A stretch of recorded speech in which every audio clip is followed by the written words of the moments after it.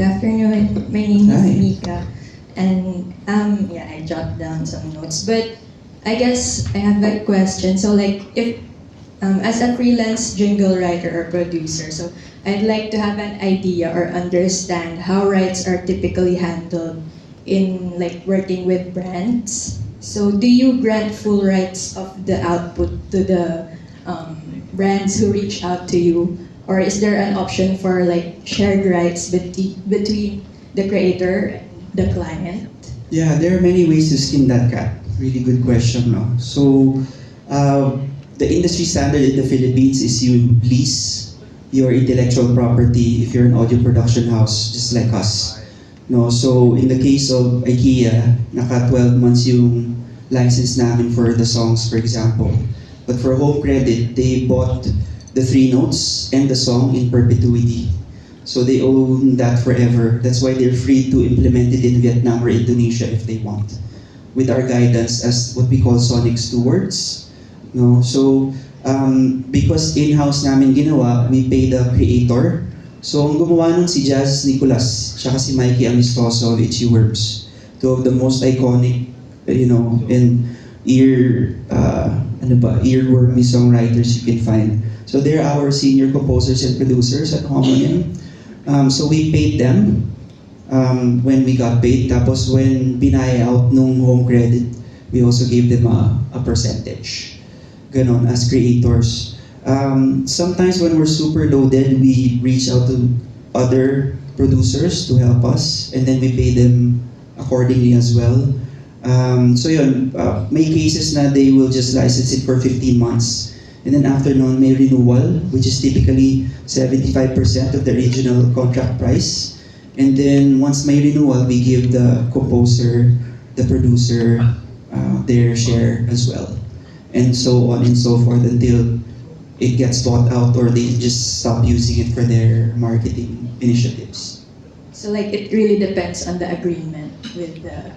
Yeah, so we learned a lot from IPO. Like our contracts are super airtight, just to protect us, to protect our creators, because we've been screwed over a few times, especially in the beginning of our company. So very kami, overly praning sa contracts. Yeah, and it's worked for us and our creators through the years. Thank you so much. Okay, does anyone else have? I remember Hi, Sir you. Mike. Yes, sir. I just like to know from someone who's actually delving into composing.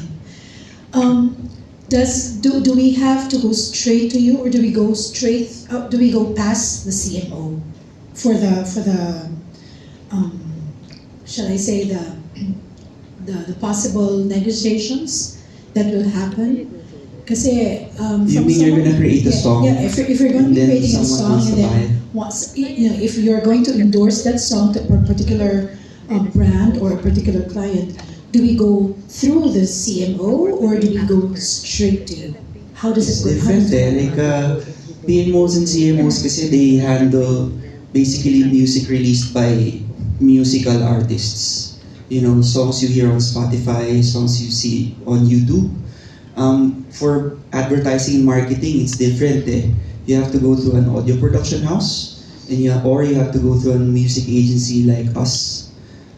So I think I know what you're getting at, which is related to her question. Like, anybody can develop a sonic identity, a sonic logo, a sonic brand, but our process, we hold it through years and years of global best practices. So we have about 7 people, 7 of 7 lang sila sa Philippines na trained specifically to know how to develop a sonic logo or a sonic brand. And we learned that from our counterparts globally. So, pag lumaki yung negosyo, we're gonna need more than 7. Now we're getting international work, so I would suggest mag-apply ka sa amin, mag-apply ka sa Audio Prod House. Doon ka matututo sa Audio Prod House, nag-a-apprentice yung mga tao, tapos you'll shadow a seasoned composer or producer and learn the ropes until ready ka na, papakawalan ka nila, and then you do your own projects na. So iba yung training doon, iba naman yung training sa studio namin kasi we're very Sonic brand specific. And we have a time for one more question for Sir Mike, if anyone would like to ask.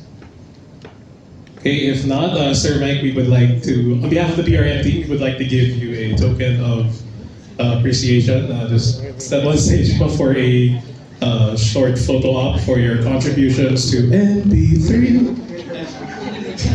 So,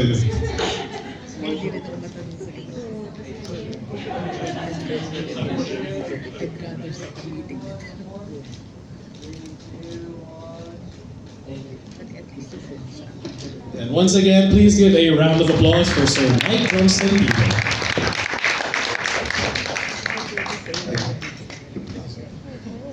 So, as I mentioned earlier, for this workshop, music will be at the core of it. So I think it's only right that we have a live music performance, right? Yes! Alright, well, one of our special live performers for this afternoon is the latest signee of Offshore Music, who describes herself as a, quote, Manila-based singer-songwriter and producer who challenges the underrepresentation of Sapphic original Pinoy music in media. With a discography of heartfelt ballads drawn from her genuine experiences of love and heartbreak as a queer woman of color, she blends vulnerability and strength into music that resonates with the true yearners and lovers of the world. Having graduated with a master's degree in songwriting and production at Berkeley, NYC, her narrative-heavy lyricism paired with indie pop folk soundscapes creates safe spaces for listeners to embrace and express their authentic selves, traversing themes of identity, passion, and perpetual longing. Ladies and gentlemen, please lend your ears and give a round of applause for Pixie Labrador.